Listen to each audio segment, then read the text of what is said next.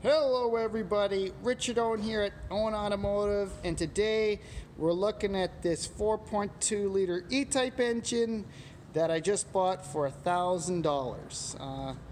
I know it looks kind of rough, but I think it was a good score. There's some really good parts here that we'll need to put together an engine either for our own car or a customer car, so that's where this piece will be invaluable. One of the reasons why I pulled the trigger on this was the original porcelain manifolds. They look quite original, and it was a hint that maybe that there's goodness inside. My dad instantly noticed that the pressure plate here on the back was painted black, and that indicates that it's possibly the original pressure plate. So maybe this engine has never been apart. So yeah, one of the first things to check with any E-Type engine is the serial number. It's over here on the oil, right at the oil filter right here. One thing about this engine, you can see that the factory originally put a white dash of paint there so you could read it. So yeah, this is 7R4303-9. The -9 is for the higher compression ratio. That matches a number over here on the flywheel. You can look at the top of the flywheel here, and you can see a matching number. So the flywheel matches the engine. The pressure plate has a number. I have no idea what it means, but it's there. Another interesting thing is the date code on the block, which is hiding right up here in the corner. You can see it says 16/1/69. Is this January 16th of 69? Probably. That kind of pins this as a Series 2 car with Stromberg carburetors. Yeah, this rust stain here on the side of the block, it's from a cylinder head gasket leak, and it's kind of stained both sides. That's not too much of an area of concern. The valve, the cylinder head here, it's quite stained, but that's not too much of an issue because that'll all clean up really nice.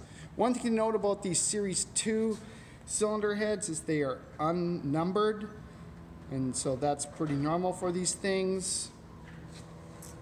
One thing my dad noticed is that there's extra washers on the last studs here that hold the exhaust manifold. They space out the breather.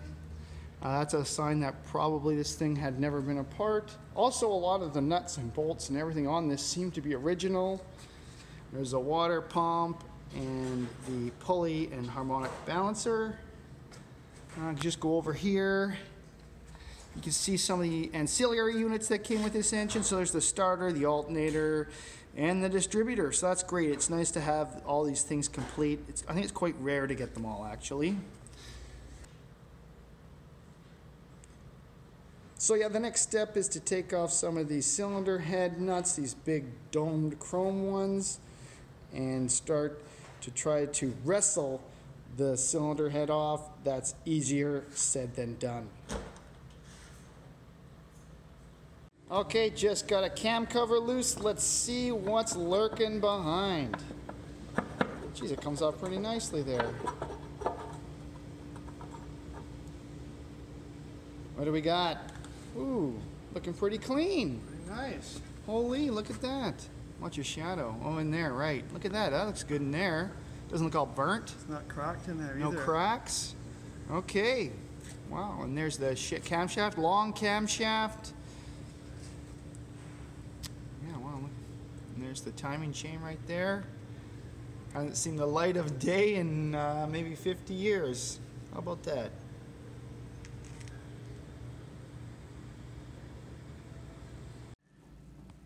So far so good. Got the 3 main covers off.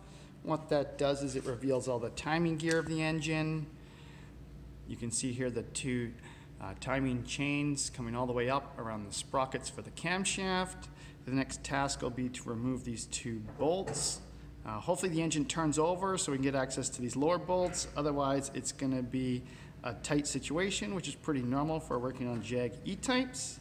Behind the breather pipe here is what Jaguar calls the eccentric, what is it called again? The eccentric idler sprocket shaft. And there's a special tool that goes in there, as you can see here on the manual. That'll draw that sprocket upwards, releasing tension on the chains and letting you remove the cylinder head without having to take apart the entire timing gear. It's a really cool setup. Yeah, just looking in here, this 50-year-old gear, it looks somewhat crusty and it's been stored for who knows how long, but I think this is all very usable, probably with a new chain and tensioner. Okay, let's let the discovery go on.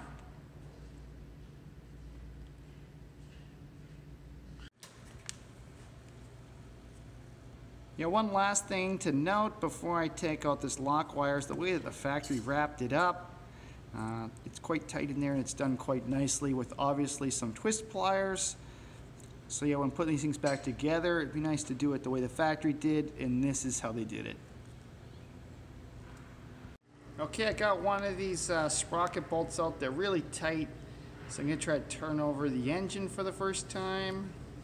My dad gave me a tip. Over here, you can see I put a bolt into what the bell housing flange, I guess you can call it. And I'm just gonna pry with a screwdriver. Maybe I can get it in there like this and see if I can break this free. So wish me luck.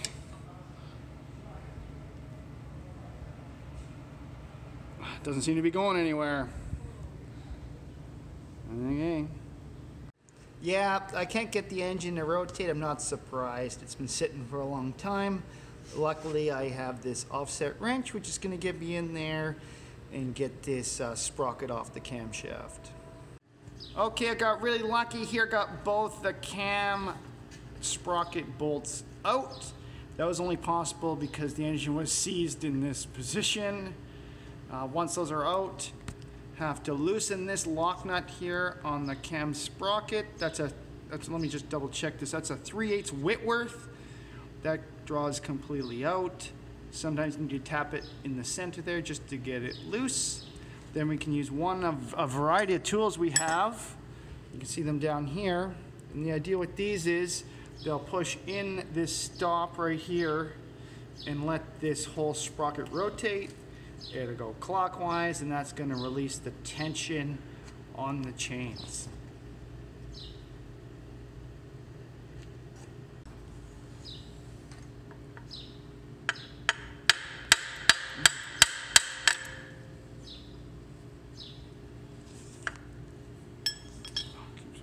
Focus in the wrong area. Oh, there you go. Whoa, that really worked tapping in the middle there. Okay, so drawing that eccentric cam clockwise and upward, releasing tension. No? Wow, thought that was going to be it. Oh, there it goes.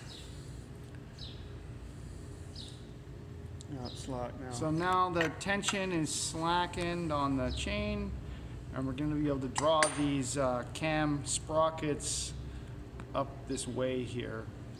Okay, this is the look of success. The cam sprockets just came forward nicely, drew them up that way there, and yeah, that removes the timing gear from the cylinder head. Last thing is to take out all of these nuts and bolts. There's a couple down here too. Those are the last fasteners holding the cylinder head to the engine block.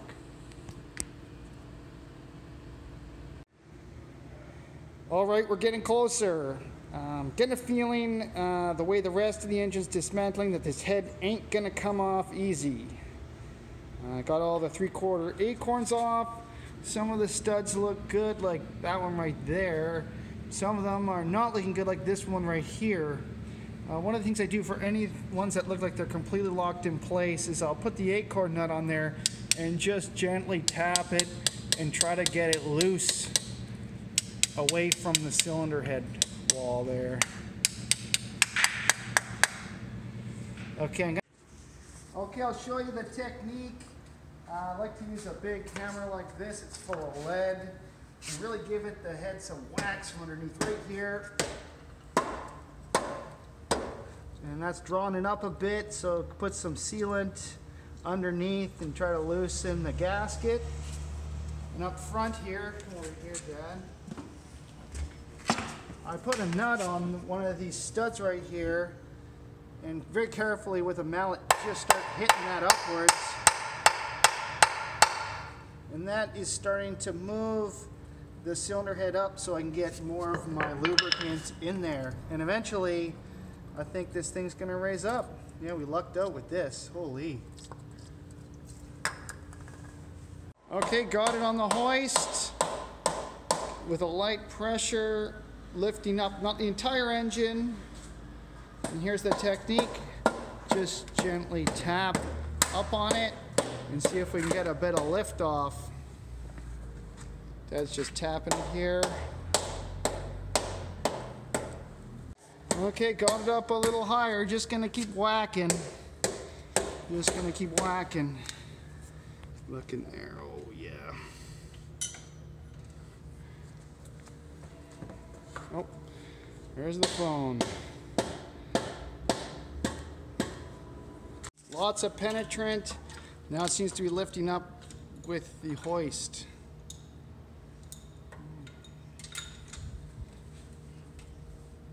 The key is to lift it up level.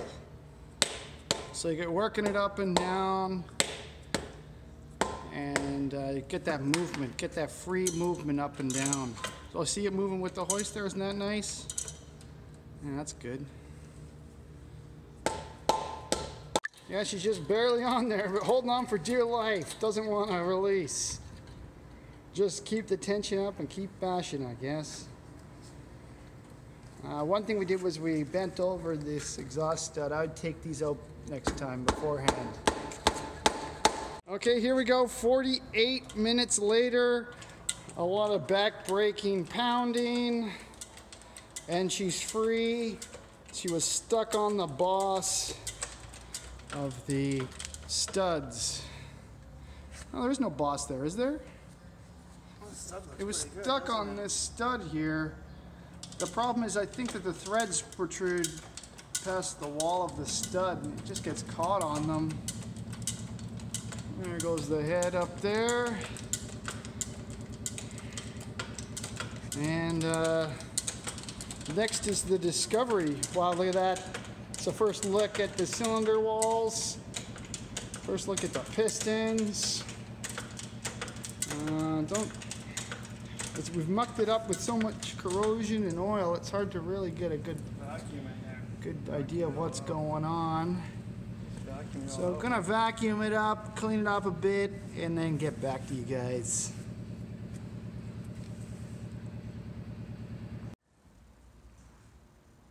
Success! The head is off and away. So here we are looking at the engine block and the deck with all the timing gear exposed. Yeah, it was quite a fight, but they always are. What ends up happening is the cylinder head just gets bound on the threads of these studs, and just the last inch is just the hardest part to get off. So it went up and down and up and down, and finally it came off. So yeah, this lets us find out a lot about this engine. One thing you could see is that it had a lot of carbon buildup, which is a sign of a nice healthy running engine. Another thing I was able to do is measure the bore size. The biggest bore I could measure was 3.620. That's right. And the standard bore size is 3.625. So what that means is that these bores are all standard. They've never been bored out. And the next bonus is that they don't seem to have any appreciable wear either. So this block, if it can be reused with standard pistons, which is quite nice. Yeah, so I'm quite happy with that. The deck's looking pretty good. Sometimes you see these water jacket areas here. They start corroding into the block and creating problems, but this one looks good. Yeah, so quite surprised. It was all looking pretty mucky and disgusting, but once you get them cleaned up here, you can figure out what you really got. So that's it for this round. Got a lot of oil in the bores there, trying to free up those pistons. Let that sit over the weekend and see what we get next week. See if we can free up these pistons on these bores and get this engine apart and start seeing what it looks like in the bottom end. All right, thanks for watching, everybody. Bye-bye.